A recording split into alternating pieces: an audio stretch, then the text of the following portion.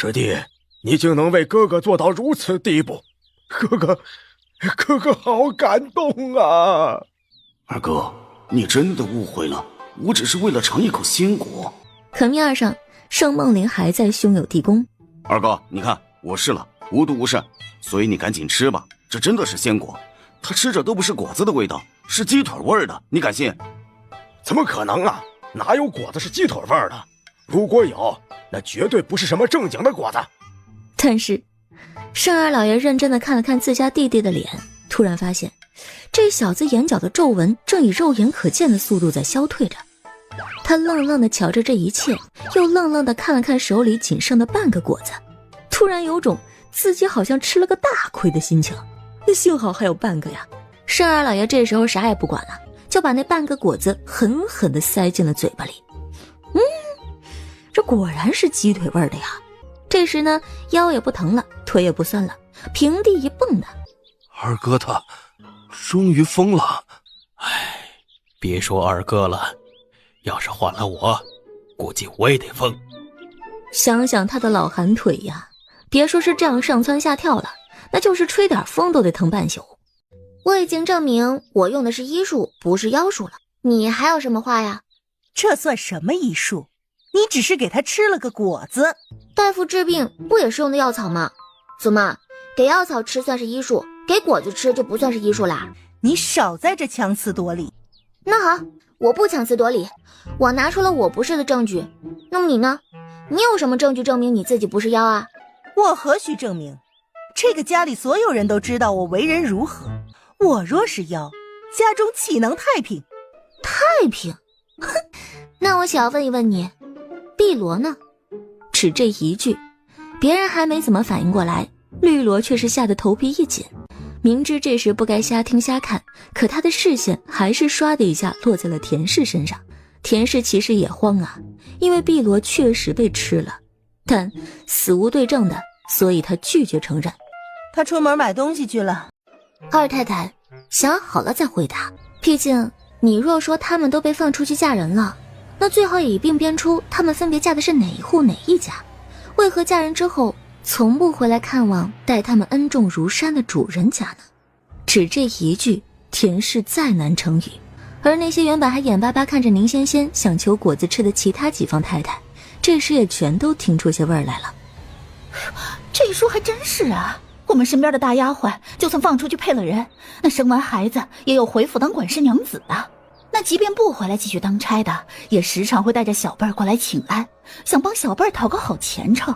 可二嫂身边的那些大丫鬟放出去之后，真的是全无一个回来的，也真的是奇了呢。何止是没有回来过，可以说是音讯全无吧。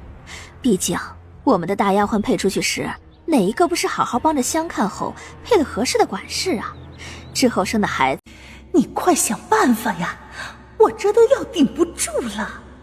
没想到这死丫头竟如此难缠，哼，早知道刚才就应该吃了她。你就知道吃，若不是把那些螺都吃了，我又岂会被人这般打脸？哼，我若不吃了他们，你在嫁入圣府的第1年就会被当成妖怪赶出府，都轮不到现在别人来打你的脸呢。我那还不是因为你啊，要不是你寄生在我身上，我早会变成这样，人不人妖不妖的怪物。你说话过脑子，不是你先干了亏心事儿，我又岂会长在你身上啊？哎呀，别急嘛，我还有那条小筷子嘛，告诉大家那条蛇才是真正的妖。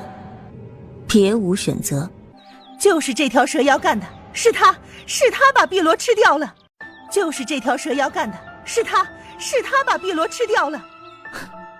你还真会睁眼说瞎话，那个丫鬟明明是你自己吃掉的。你胡说！我有没有胡说？不如请他自己出来说。什么？宁仙仙不语，只抬手指了指天。这时已近黄昏，普通人可能不知道黄昏对人间的影响，只以为午夜的子时才是阴气最浓最容易撞鬼的时间，这其实也没有错。但人面疮不是鬼啊，所以黄昏对人面疮的影响是很大的，大到只要稍微控制不好，它就会原形毕露。而这才是宁仙仙真正的目的。无缝太上灵耳君，手指一举下天庭，收妖波河未上界，云归传好鬼神经。若要硬要施妖法，先斩后奏不容情。若无真无应打场，阴交难翻，速降速临，急急降临。你到底是个什么东西？老爷，我就是我。几乎是眨眼之间，他便彻底没了人的模样，直接变成了一团可以行动的烂肉团子。怪物，真的有怪物！哎呦，怎么会有怪物啊？二嫂怎么会变成这样啊？好可怕呀！至于原本就已经腿软的圣二老爷，这会儿终于是彻底跌坐在地上，眼前这滩连形状都没有的东西到底是什么呀？所以他这几十年间一直是和这种东西在过日子吗？他们还生了孩子呢，孩子们不会也是妖物吧？圣二老爷想起年轻时那些恩爱的过往，顿时脸色一绿，伏地就开始狂呕。恍惚间，他似乎听到田氏在担心地叫他：老爷你怎么了？老爷你怎么了？别过来，你这妖物别过来！圣二老爷几乎叫破了音儿，叫完他又呕了一声，那嫌弃的眼神终于让那滩烂肉停止了前行。你嫌弃我，连你也嫌弃我？你要不要看看你现在的样子再说话呀？你哪儿还有半个人的样子呀？哎呀！可这时的田氏又哪里听得见这些呀？我们同床共枕30多年了，在没见过我真面目的时候，咱们不是一样恩恩爱爱几十载？你不是说要和我相守一生的吗？原来都是骗我的。你想相守的，也不过是一副臭皮囊罢了。田氏像是极为我这一生唯一没有对不起的就是你儿子，你竟然还怕我？你怕什么啊？怕我吃了你吗？你我同床共枕30多年，我要吃你还用等到今天？可你这个真的不怪他。宁仙仙突然冒了出来，一下子打破了这异常悲伤的气氛。而且我觉得二老爷说的对，你要不要看看你现在的样子？说罢，他反手就是一面铜镜对向那滩烂肉，几乎在同时，那滩烂肉抖了抖，之后发出了惊恐的惨叫声。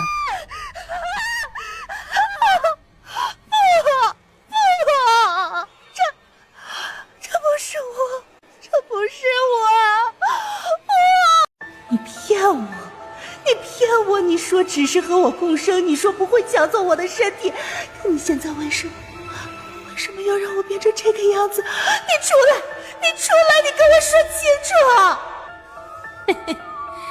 这可是你让我出来的，那我可就不客气了。田氏突然感觉一阵晕眩，他熟悉这种感觉，每当他要失去自我意识的时候就会如此，但这会儿不行啊，他还不想被那人面疮占用身体。可是无论他如何挣扎，他的意识仍旧慢慢的变弱了，直到最后彻底被取而代之。我终于拥有了自己的身体了。人面疮发出一声兴奋的叹息，他的声音扭曲而变态，还带着些卡莎般的嘶哑。还以为得多熬个几十年的没有你我可出不来呀。就怕你不出来，小青上。然后小青就真的上来了。烧死我了，烧死我了啊！他发出骇人的惨叫声，身上的肉疙瘩也开始一层层的变色，从最初的肉色变成了白色。那张脸不是碧罗的吗？是碧罗姐姐的脸，我也认出来了。还有，你们看，二太太的手臂上那张脸是不是紫罗姐姐的？还有青罗姐姐。这话一出，院子里没跑的所有人都吓坏了。为什么二嫂身上会有这些人脸呢？为什么呀？如果碧螺是让她吃了才这样，那其他出现在她身上的脸是不是也被吃掉的？那我的恒哥……别胡说，恒哥不是落水没有了吗？怎么会被他吃掉了？恒哥不是落水没有了吗？怎么会被他吃掉了？对，我的恒哥是落水没的，不是。可四太太说着说着，眼泪一下子滚了出来。可好好的一个娃儿，为什么会落水啊？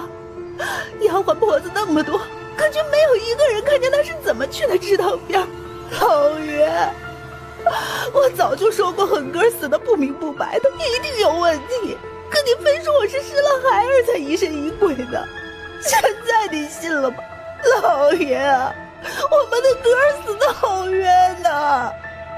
等等，怎么我家宝哥的脸也在？六太太这时脸色也是煞白煞白的，她强忍悲痛，愤怒地瞪向那边已经睁开眼睛的田氏。二嫂，你是不是应该解释一下，你身上为什么会有我们孩儿的脸？不是，都已经猜到了吗？还问什么？因为都被他吃掉了呀！孩子小，一口就是一个。四太太一听，直接晕死了过去。我杀了你！我杀了你！杀了我也没用，他们都回不来。不许笑！我不许你笑！你这个妖怪，你这个魔鬼，你怎么能这么狠心？他们都还是孩子呀！六婶，您在做什么？他立刻冲了上来，一把将六太太粗鲁地扯开，护在了母亲身前。他也终于看清了母亲手脚上的人脸。娘，您身上那是什么？田氏连死的心都有了。呀，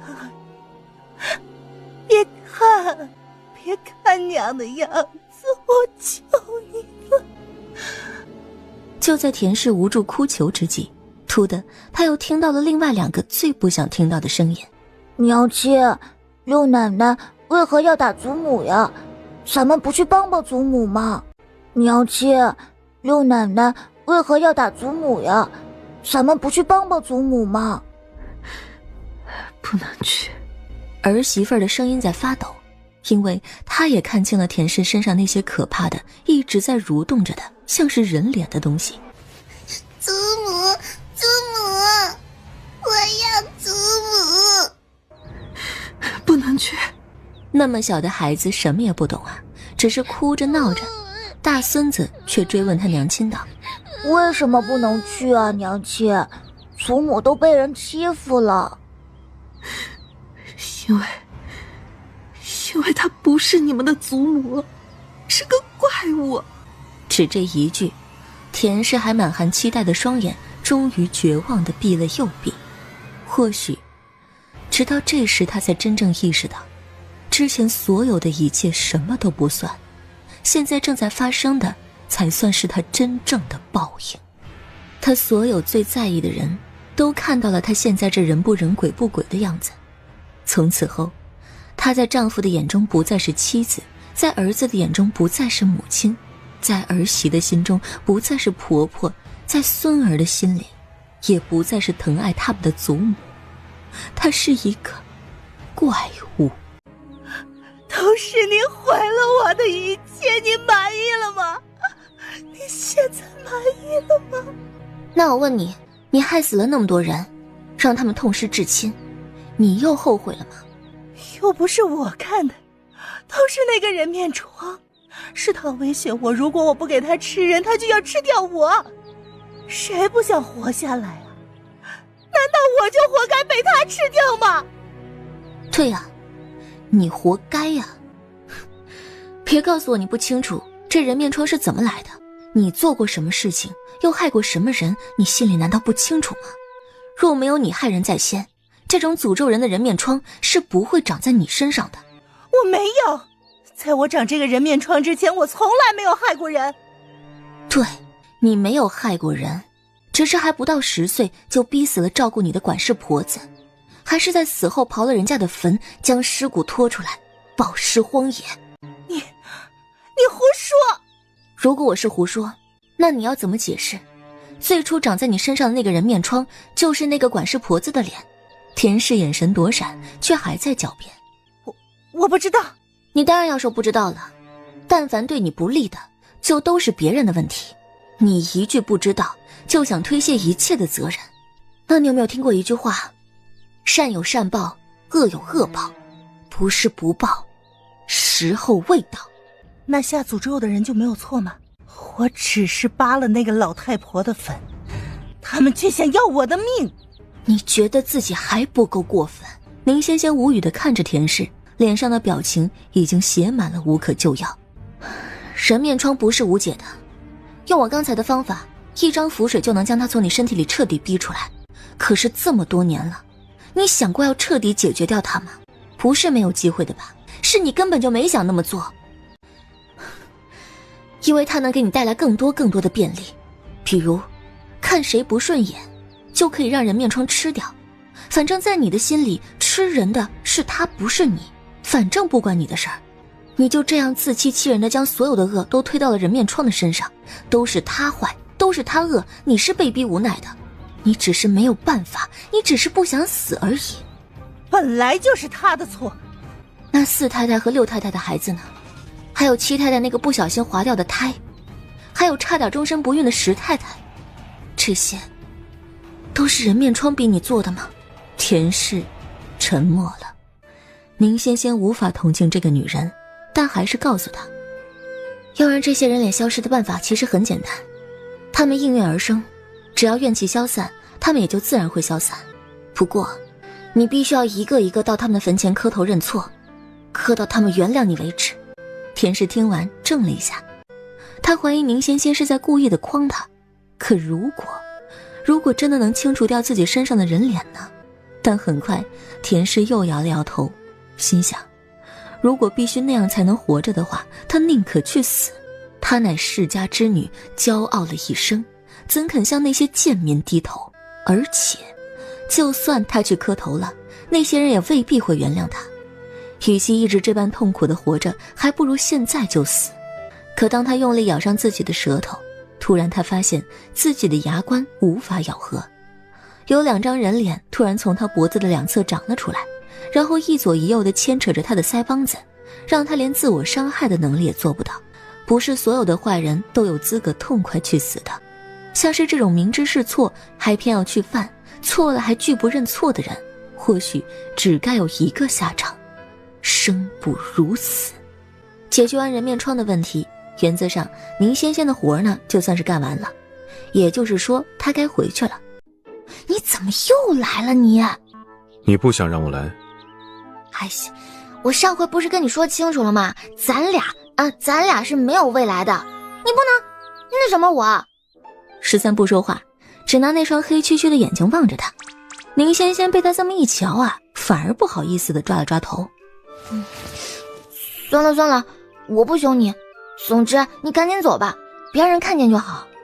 13不走，还理直气壮道：是将军派我来的。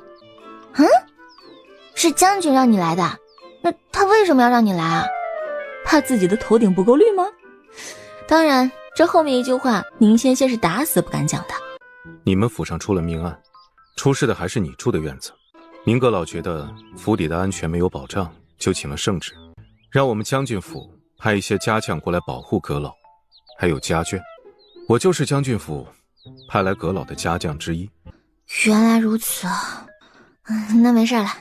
宁仙仙长长的松了口气，正拍着心口，突然又倒吸了口冷气。刚才被他弄晕在榻上的2个大丫鬟怎么都醒了，还正鼓着眼睛瞪着13哥呢。坏了，哎呦，坏了！宁仙仙心口一滞，立刻语无伦次的解释：他不是我和他，我们不是我。二小姐，你别说了，婢子们懂的。清欢突然打断了他的话，还用一副他们什么都明白的表情大表忠心呢。放心，婢子们刚才瞎了也聋了，所以什么也没看见，什么也没听见。两个丫鬟拉开房门，也和宁仙仙一般鬼鬼祟祟的四下看了看，确定没有其他丫头之后，才飞快的出了屋子。反手关门的时候，银翠也是一脸忠诚的对他说：二小姐放心，婢子们在外头替您守着，一定往好风。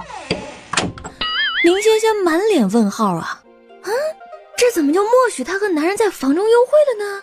他们身为自己的贴身丫鬟，不该拦着点吗？这时耳边突然传来一声低笑。你笑什么笑，都怪你。怪我，是怪我。他就这样直接认了罪，反而让宁仙仙不好意思起来。不是咋回事啊？那怎么好像他在欺负老实人似的呢？哎，你是一个人来的吗？其他人在哪儿啊？其他人慕容带去安排巡视了。他也来了。说话时，宁仙仙伸头朝外张望了一下，不过门关得紧紧的，啥也望不着就是了。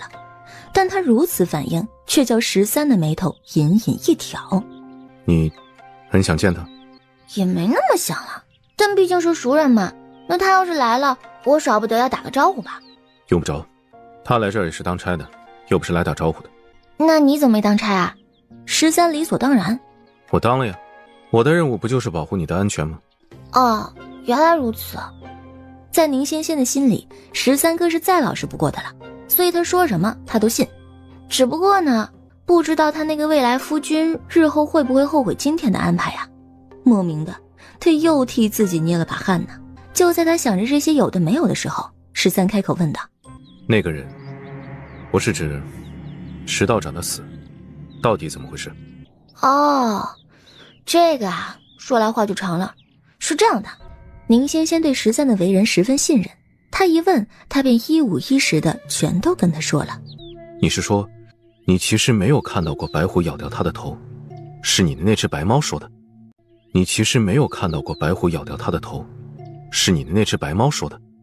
听13语气似是不信，宁仙仙连忙解释说：我说的都是真的，你不是知道吗？我能和我们家大喵对话的，而且大喵也不会骗我，骗我就没有小鱼干吃了。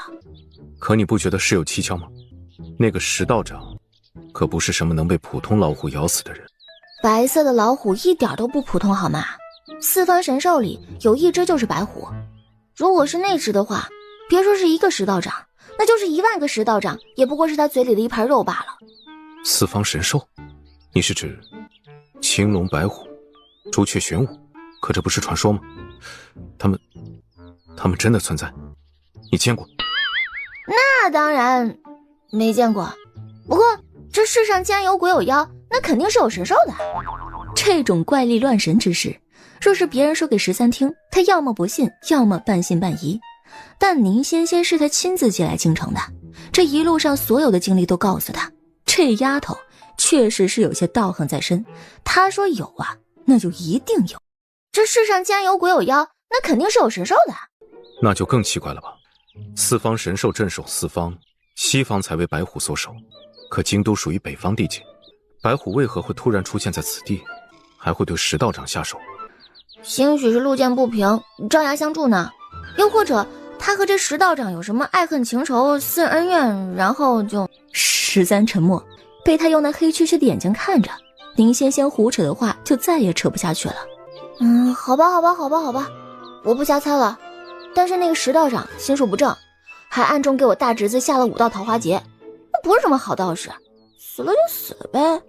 我并非同情他的死，只是他一死，那些余下的干尸怕是找不到了。啊？这不都过了2、3天了吗？还没找到呢。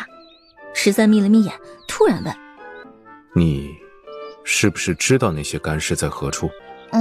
宁仙仙没有否认，还点了点自己的左眼。喏，这只眼睛可不只能见鬼，还能看见许多你们看不见的东西。